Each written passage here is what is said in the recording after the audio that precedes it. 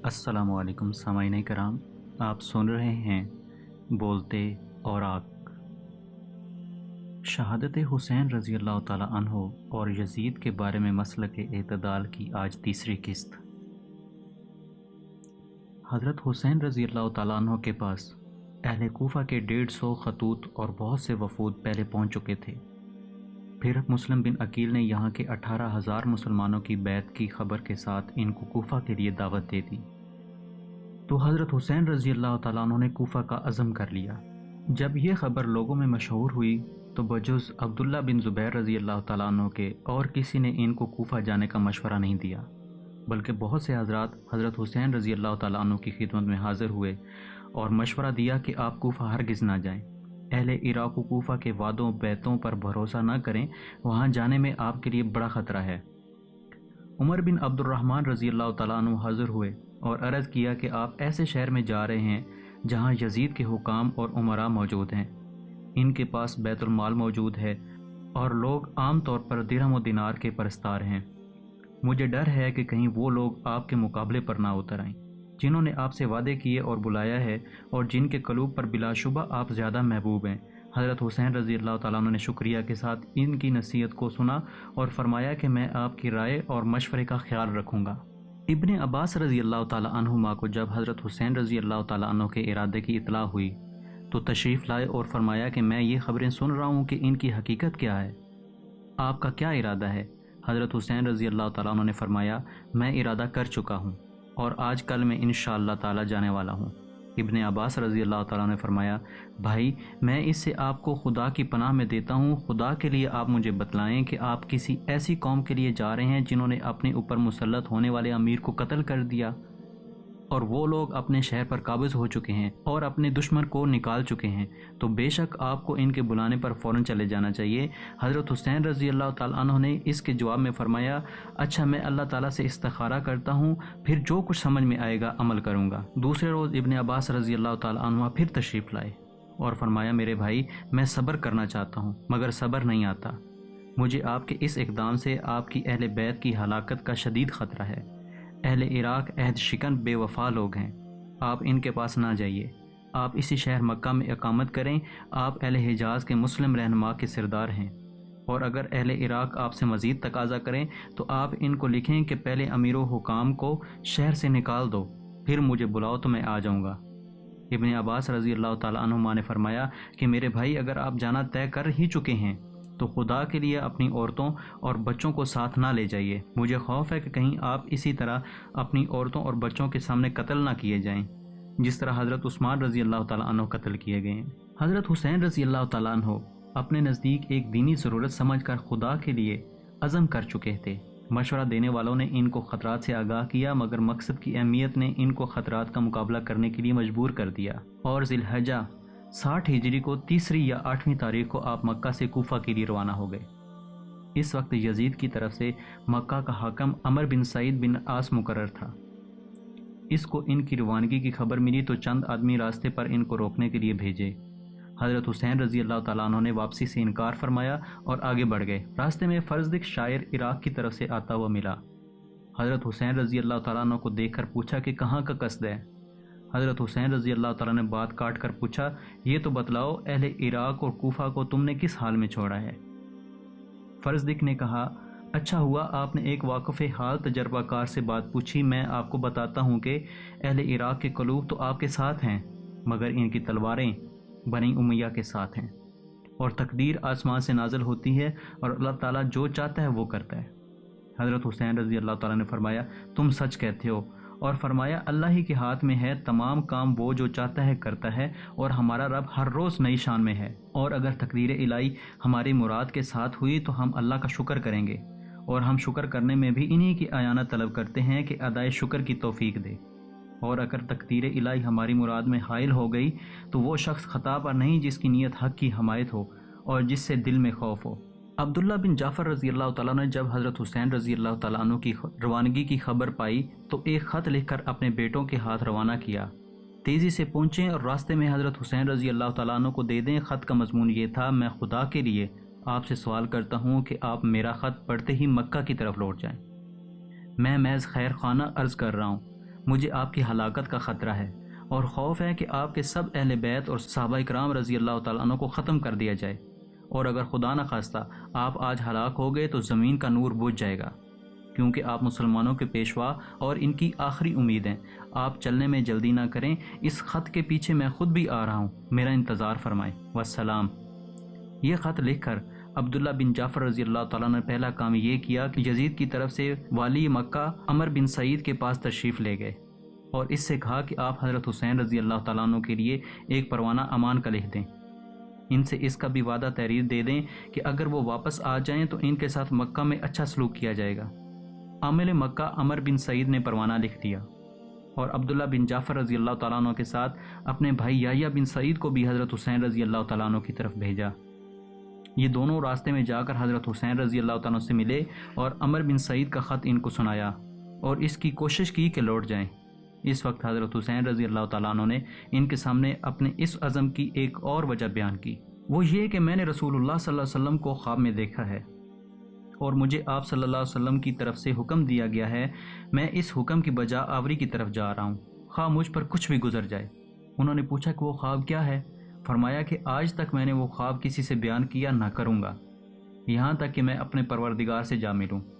بالآخر حضرت حسین رضی اللہ تعالیٰ عنہ کو اپنی جان اور اولاد کے خطرات اور سب حضرات کی خیر خانہ مشوروں نے بھی ان کے عزم مصمم میں کوئی کمزوری پیدا نہ کی اور وہ کوفہ کے لیے روانہ ہو گئے۔ ابن زیاد جو کوفہ پر اس لیے حاکم مقرر کیا گیا تھا کہ وہ حضرت حسین رضی اللہ تعالیٰ عنہ سے مقابلے میں سخت سمجھا گیا تھا، اس کو جب حضرت حسین رضی اللہ تعالیٰ عنہ کی روانگی کی اطلاع ملی تو اس نے اپنے پولیس کے افسر حسین بن نمیر کو آگے بھیجا کہ قادسیہ پہنچ کر مقابلہ کی تیاری کرے۔ حضرت حسین رضی اللہ تعالیٰ عنہ جب مقام حاجر پر پہنچے تو اہل کوفہ کے نام ایک خط لکھ کر قیس کے ہاتھ روانہ کیا۔ خط میں اپنے آنے کی اطلاع اور جس کام کے لیے ان کو اہل کوفہ نے بلایا تھا اس میں پوری کوشش کرنے کی ہدایت تھی۔ قیس جب یہ خط لے کر قادسیہ تک پہنچے تو یہاں ابن زیاد کی پولیس کے انتظامات تھے، ان کو گرفتار کر کے ابن زیاد کے پاس بھیج دیا گیا۔ ابن زیاد نے ان کو حکم دیا کہ قصر عمارت کی چھت پر چڑھ کر معاذ اللہ حضرت حسین رضی اللہ تعالیٰ عنہ پر سب و شتم اور لعن طعن کریں۔ قیس چھت پر چڑھ گئے اور اللہ کی حمد و ثنا کے بعد بآواز بلند کہا کہ اے کوفہ والو، حضرت حسین بن علی رضی اللہ تعالیٰ عنہما حضرت رسول کریم صلی اللہ علیہ وآلہ وسلم کی صاحبزادی اور حضرت فاطمہ رضی اللہ تعالیٰ عنہا کے صاحبزادے اور اس وقت خلق اللہ میں سب سے بہتر ہیں۔ میں تمہاری طرف ان کا بھیجا ہوا قاصد ہوں، وہ مقام حاجر تک پہنچ چکے ہیں، تم ان کا استقبال کرو۔ اس کے بعد ابن زیاد کو برا بھلا کہا اور حضرت علی رضی اللہ تعالیٰ عنہ کے لیے دعائے مغفرت کی۔ ابن زیاد ان کی دلیری اور جاں بازی پر حیران رہ گیا، حکم دیا کہ ان کو قصر کی بلندی سے نیچے پھینک دیا جائے۔ ظالموں نے اس کے حکم کی تعمیل کی، قیس نیچے گر کر ٹکڑے ٹکڑے ہو گئے۔ حضرت حسین رضی اللہ تعالیٰ عنہ کوفہ کے لیے بڑھ رہے تھے، راستے میں ایک پڑاؤ پر اچانک عبداللہ ابن مطیع سے ملاقات ہو گئی۔ حضرت حسین رضی اللہ تعالیٰ عنہ کو دیکھ کر کھڑے ہو گئے اور عرض کیا کہ میرے ماں باپ آپ پر قربان، آپ کہاں جا رہے ہیں اور کیا مقصد ہے؟ حضرت حسین رضی اللہ تعالیٰ عنہ نے اپنا ارادہ بتلایا۔ عبداللہ نے الہا و زاری سے عرض کیا کہ اے ابن رسول صلی اللہ علیہ وآلہ وسلم، میں تمہیں اللہ کا واسطہ اور عزت اسلام کا واسطہ دے کر کہتا ہوں کہ آپ اس ارادے سے رک جائیں۔ میں آپ کو اللہ کی قسم دیتا ہوں اور حرمت قریش اور حرمت عرب کا واسطہ دیتا ہوں کہ آپ بنی امیہ سے ان کے اقتدار کو لینا چاہیں گے تو وہ آپ کو قتل کر دیں گے۔ آپ ایسا ہرگز نہ کریں اور کوفہ نہ جائیں، اپنی جان کو بنی امیہ کے حوالے نہ کریں۔ مگر حضرت حسین رضی اللہ تعالیٰ عنہ نے اپنا ارادہ ملتوی نہ کیا اور کوفہ کی طرف روانہ ہو گئے۔ جیسا کہ اوپر ذکر ہو چکا ہے کہ مسلم بن عقیل رضی اللہ تعالیٰ عنہ نے محمد بن اشعث سے یہ عہد لیا تھا کہ ان کے حالات کی اطلاع حضرت حسین رضی اللہ تعالیٰ عنہ کو پہنچا کر ان کو راستہ سے واپس کر دیں، اور محمد بن اشعث نے وعدہ کے مطابق آدمی بھیج کر اس کی اطلاع کرائی۔ یہ خط اور پھر ان کے قتل کی اطلاع دوسرے ذرائع سے حضرت حسین رضی اللہ تعالیٰ عنہ کو مقام سالبہ میں پہنچ کر ملی۔ یہ خبر سن کر حضرت حسین رضی اللہ تعالیٰ عنہ کے بعض ساتھیوں نے بھی ان سے بااصرار عرض کیا کہ خدا کے لیے اب آپ یہیں سے لوٹ جائیں، کیونکہ کوفہ میں آپ کا کوئی ساتھی مددگار نہیں، بلکہ ہمیں قوی اندیشہ ہے کہ کوفہ کے یہی لوگ جنہوں نے دعوت دی تھی آپ کے مقابلے پر آ جائیں گے۔ مگر یہ بات سن کر بنو عقیل سب کھڑے ہو گئے اور کہنے لگے واللہ ہم مسلم بن عقیل کا قصاص لیں گے یا انہی کی طرح اپنی جان دے دیں گے۔ حضرت حسین رضی اللہ تعالیٰ عنہ بھی اب یہ تو سمجھ چکے تھے کہ کوفہ میں ان کے لیے کوئی گنجائش نہیں اور نہ اس دینی مقصد کا اب کوئی امکان ہے جس کے لیے یہ آہنی عزم لے کر چلے تھے۔ لیکن بنو عقیل کے اس اصرار اور مسلم بن عقیل کے تازہ صدمہ سے متاثر ہو کر فرمایا کہ اب ان کے بعد زندگی میں کوئی خیر نہیں، اور ساتھیوں میں بعض نے یہ بھی کہا کہ آپ مسلم بن عقیل رضی اللہ تعالیٰ عنہ نہیں، آپ کی شان کچھ اور ہے۔ ہمیں امید ہے کہ جب اہل کوفہ آپ کو دیکھیں گے تو آپ کے ساتھ ہو جائیں گے۔ یہاں تک کہ پھر آگے بڑھنا طے کر کے سفر کیا گیا اور مقام زیالہ پہنچ کر پڑاؤ ڈالا۔ راستے میں جس مقام پر حضرت حسین رضی اللہ تعالیٰ کا گزر ہوتا اور ان کا قصد معلوم ہوتا، کچھ لوگ ان کے ساتھ ہو جاتے تھے۔ یہاں بھی کچھ لوگ ساتھ ہو لیے۔ مقام زیالہ پہنچ کر یہ خبر ملی کہ آپ کے رضائی بھائی عبداللہ ابن لقیط، جن کو راستے سے مسلم بن عقیل کی طرف بھیجا تھا، وہ بھی قتل کر دیے گئے۔ یہ خبریں پانے کے بعد حضرت حسین رضی اللہ تعالیٰ عنہ نے اپنے ساتھیوں کو جمع کر کے فرمایا کہ اہل کوفہ نے ہمیں دھوکہ دیا اور ہمارے متبعین ہم سے پھر گئے۔